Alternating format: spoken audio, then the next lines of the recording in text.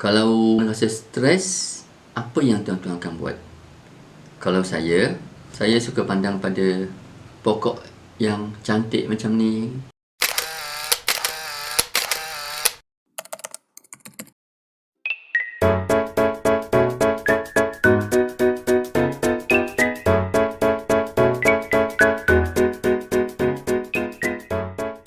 Hari ni Pak Yan nak bincang mengatasi stres. Sebab Pak Yan faham dalam keadaan sekarang PKP berbagai PKP lah, 1, 2, 3 dan PKPD dan lain-lain. Maka sudah tentu dia menjadi sumber stres kepada kita.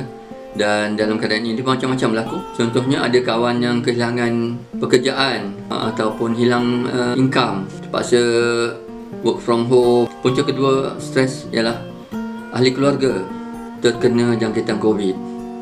Jadi sudah tentunya ada di kalangan kawan-kawan yang sama ada suami atau isteri atau anak terkena COVID, dan ini melibatkan seluruh keluarga lah. Kuarantin dekat rumah ke atau kuarantin dekat MAIPS.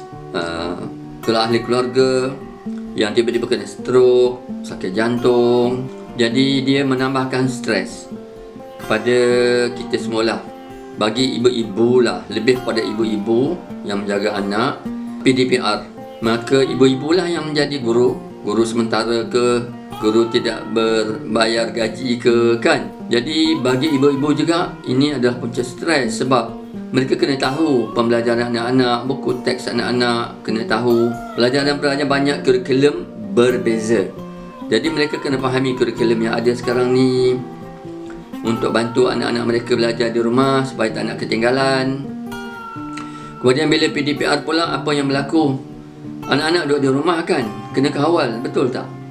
Kadang mereka pergi main kat luar ke, tak balik rumah ke, semua tu kita kena tahu. Mereka bergaduh sesama sendiri kat rumah tu atas sebab-sebab tertentu. Kalau ibu bapa pula kerja dari rumah, work from home, lagi bertambah ahli keluarga di rumah, dan dia menjadi sesak, dia menjadi jam lah.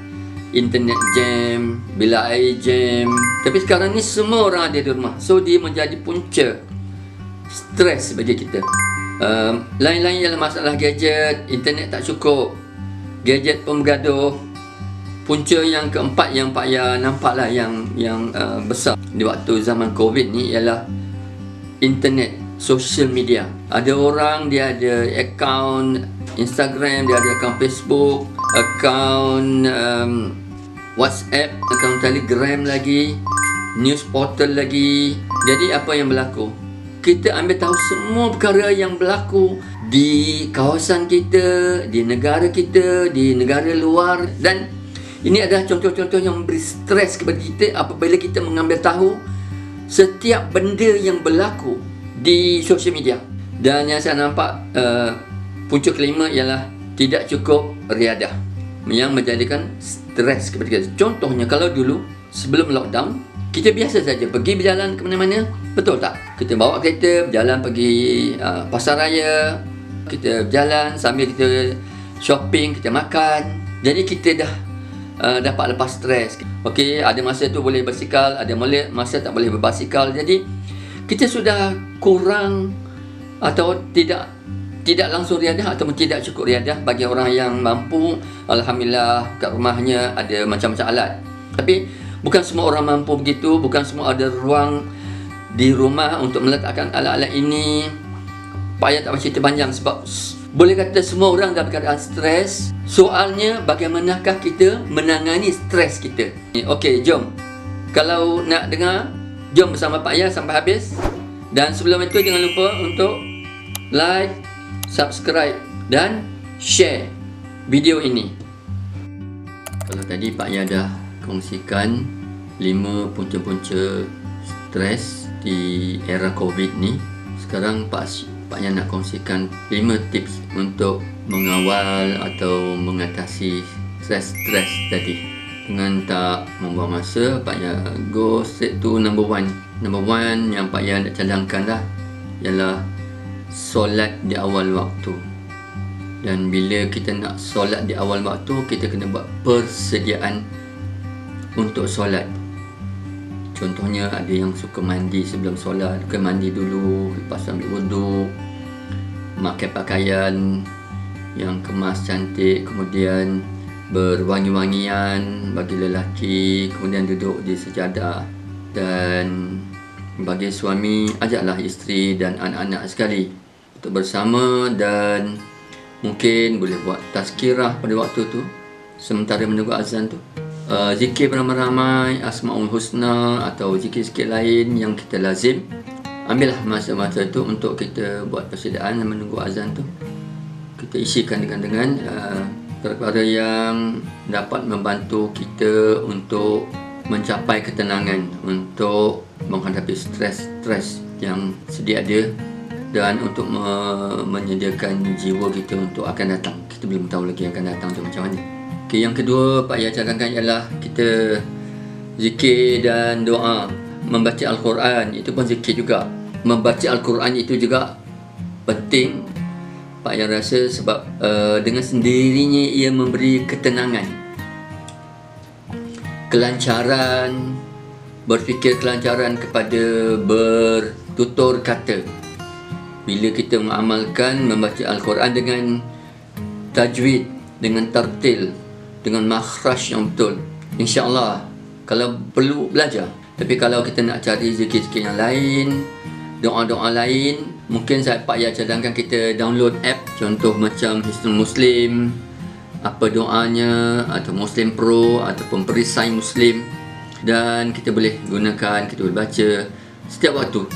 Yang ketiga, Pak cadangkan kita hadkan waktu untuk social media. Pak Ayah faham semua orang ada macam-macam akaun Twitter, akaun Instagram, Facebook tu dah biasa. WhatsApp dan Telegram memang ramai.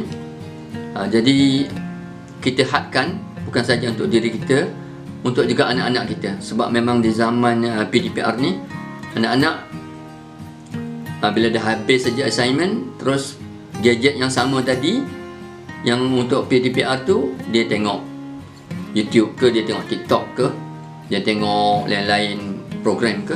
So kita sebagai ibu bapa kena hadkan waktu dan kawal apa yang mereka lihat. Yang keempat, Pak Ayah rasa penting ialah rekreasi di luar, outdoor. Seboleh-bolehnya, sebanyak-banyaknya kita keluar daripada rumah. Kita jalan kaki, dapatkan 10,000 langkah sehari. Kita berbasikal, bagi yang dibenarkan berbasikal, melihat keindahan alam. Kemudian yang last sekali Pak Ayah cadangkan ialah tidur awal. Dan sebelum tidur, pastikan sejam sebelum tidur kita tak tengok gadget, dan kita amalkan doa-doa, zikir-zikir sebelum tidur. Kalau boleh baca surah Al-Mulk sebelum tidur, supaya kita mendapat ketenangan dalam tidur kita.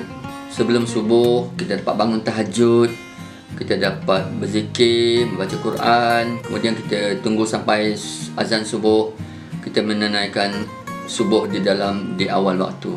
Itu saja yang Pak Ayah nak kongsi, 5 tip untuk buat masa ini. Kawan-kawan ada rasa nak minta Pak Ayah buat video lain tentang apa-apa, sila juga masukkan dalam ruangan komen di bawah.